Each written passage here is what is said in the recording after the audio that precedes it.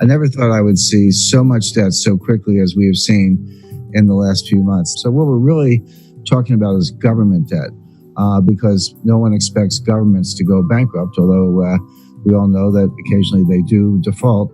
We've seen many cases of that, but certainly not the United States or the UK or Spain or France. No one expects any of those countries to default anytime soon.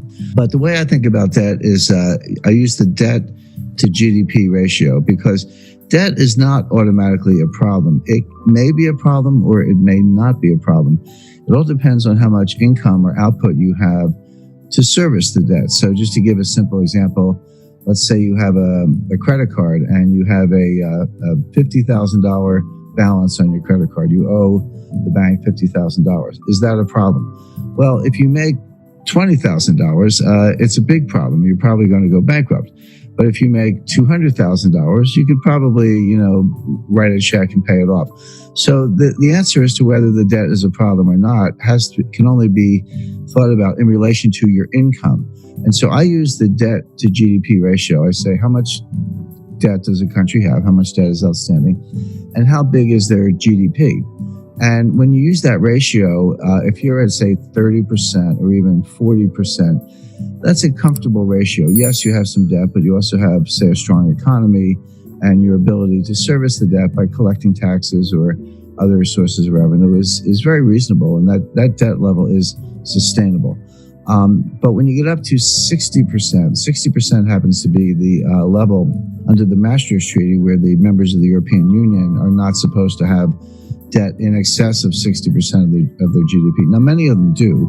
I'm not saying this is a hard and fast rule, but that's where Angela Merkel gets a little bit upset when you're above 60%. And Spain and France and some other, Italy certainly are above that threshold.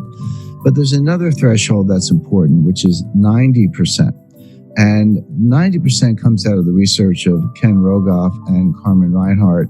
And what they've shown in developing markets, developed markets throughout the 20th century, recently, in the distant past, no matter where they look, once a country gets above 90% debt to GDP, a couple things happen. Number one, debt is no longer productive. The idea of borrowing is I'll borrow $1.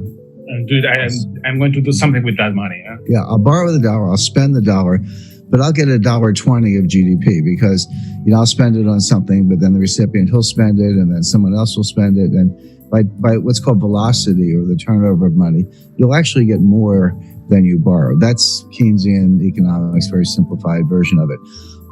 But what Rogoff and Reinhart have shown is once you get past 90%, that's no longer true. You borrow $1 and you spend $1, but you might only get 90 cents or 80 cents of GDP. In other words, you reach a point where you cannot borrow your way out of debt. You cannot borrow your way to get enough productivity to get out of debt.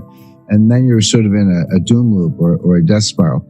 Well, I mentioned 30% is comfortable, 60% is a problem in Europe, 90% is this critical threshold. The United States today is at 106%, but we are very rapidly moving to 120%. When you take the additional $5 trillion of new deficit spending that the Congress has approved and put that on top, and bear in mind, the GDP has gone down, right? So your denominator is shrinking, your numerator is going up, which means the fraction is going up, and now the debt is well in excess of 100%. It's actually coming into 120%. So all of a sudden, the United States starts to look like Italy, or for that matter, Lebanon or Japan, which is the highest of all.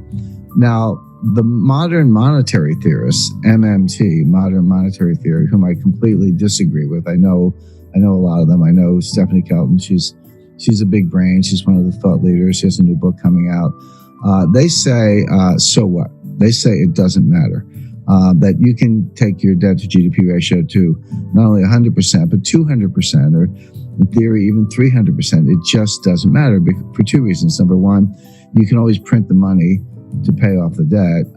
By the way, everything I'm talking about does not apply if you're borrowing in a different currency. If you're Argentina and you print pesos, but you're borrowing in dollars, that's a problem because you can't print dollars. But of course, the United States can print dollars. The ECB can print euros. Bank of Japan can print yen. And if that's the currency of your debt, just print up the money. What's the problem? They have other solutions. If inflation starts to take off, just raise taxes. I'm not so sure about that. You borrow yourself into oblivion, you get inflation, and you think you can tax your way out of it. That doesn't sound like a very good way to go. But the bottom line is that all the countries, starting with the United States, but all the major developed countries, are now in these sky high and rising debt to GDP ratios. Now, the question is, what's going to happen next? Interest rates are extremely low. The central banks have made them low. So the debt service is not that great. The debt is huge. But if you're only paying, a fraction of 1%, it's not as if you're incurring a lot of interest expense, which of course adds to the deficit. So that's the first thing. We don't have inflation. People who say that, the money printing that the central banks are doing to buy the debt, which they are, is inflationary. That's not true. That's a kind of gross misunderstanding, comes out of Milton Friedman, et cetera. It's not true. What does cause inflation is velocity, which is the turnover of money. People lose confidence in money, and they spend it, and someone else gets it, and they spend it. And everyone's spending it because they want to run into hard assets, land, gold, silver, fine art, real estate, et cetera, or just buy a car because they think the price is going up, or a refrigerator, whatever it is. If you get that kind of velocity, inflation can happen very quickly. We saw this in the late 1970s. So the real warning is not that any of these countries are going to default on their debt. They're not going to default on their debt because they can print the money. The danger is inflation. Now, if you said, do I see inflation right now? Absolutely not. We're going to see deflation, which is a different kind of danger. Deflation causes debt defaults because Japan has been trapped into that for 30 years. Yeah, and Japan's been in a depression, in my view, since 1990. My view, the U.S. has been in a depression since 2007. We're in our second lost decade. Japan's entering their fourth lost decade. But it's as if all the countries in the world are getting more and more like Japan. I had a meeting with Sakakibara-san. He was very famous in the 1980s. He was known as Mr. Yen. He was an assistant finance minister in Japan, but he was called Mr. Yen. But very smart guy, very nice guy. And I confronted him on this. I said, Sakakibara-san, your debt keeps going up and your debt to GDP ratio is sky high and your GDP is kind of flat. And he said, yes, but you're missing one thing. He said, our population is going down, which is true. So on an overall basis, they're flat, but on a per capita basis, their GDP is actually outperforming. So I said, so the logic of that is someday there'll be one person left in Japan and she will own the entire country and be the richest person in the world. Well, it's very bad for Argentina, and here's why. If you, or Chile for that matter, if you borrow in dollars and then we have deflation, what does that mean? It means the value of cash is going up, but it also means the value of the debt is going up. So even if you have very low interest rates, which we do, when you borrow in dollars and the dollar is worth more, that's what deflation is. Your dollar is worth more. That means your debt is also worth more, meaning you owe more debt in real terms. The nominal debt's the same. So if you borrow 100 million, you owe 100 million. That doesn't change.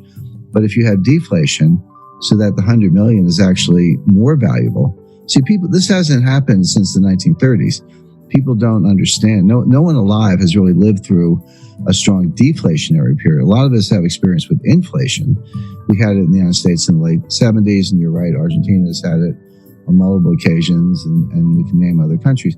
People have a sense of what to do in inflation, but no one alive has experienced serious deflation since the 1930s. And if you did, you're 95 years old today. So people don't really understand it. But one of the things it does, it makes the real value of debt go up. So in real terms, you owe more money. So if you were in trouble to begin with and you borrowed money to get out of trouble, but the value of the debt goes up, now you owe more money. Now where do you stand? It may not show up in interest payments, but every dollar becomes more and more difficult to get. The dollar's worth more. So what it means is that you see a strong dollar. Now, your local currency could be weaker against the dollar. That's true. That could help exports. It could help tourism. So, there's no tourism right now. There's not going to be more tourism. Well, you make a good point. There is no tourism today. I'm on a mountain, and you're in a home or studio or someplace. So right, there's no tourism going on today. But assuming it comes back next year, if you have a really strong dollar, in theory, an American could, or European for that matter, could look at Argentina. I've been to Argentina many times. It's one of the most beautiful countries in the world, and nice people, great restaurants. So, but it could look kind of like a bargain to somebody with a very strong currency. Sure. But that's not really Argentina's problem. Argentina needs more high-tech industry, more high-value-added industry. It needs to break out of what's called the middle income trap, where you get to a certain point, but you can't get past that point because you can't just do it with assembly-style manufacturing jobs. You need high-value-added jobs. You need technology is what you need. And all the developed economies are facing the same issue. That applies to all of Latin America, Chile, Mexico, Colombia. Correct, but it applies to most of Asia as well. This is China's problem. China's not going to continue the kind of growth we've seen over the last 20 years because they've used up that. When I studied development economics in the 1970s in graduate school, and we used to think that the hard part of development economics was getting from low income to middle income. And then we say, if you get to middle income, it's a straight path to high income. Turns out that's not true. Getting from low income to middle income is actually pretty straightforward. You have to get rid of corruption and you need to ease up on regulation. But you can, if you have foreign direct investment and people come from the country to the cities and you do, kind of simple manufacturing, et cetera, you can get a really good export machine going and earn hard currency reserves. So that part's easy. The hard part is getting from middle income to high income, because it turns out you can't just do more of the same. You actually need more high value added. You need technology today, and that's what I would advise every country to be working on, including Argentina, where the Argentina has a very highly educated workforce. I mean, Argentina would be a good case to why don't we make iPhones in Argentina instead of China?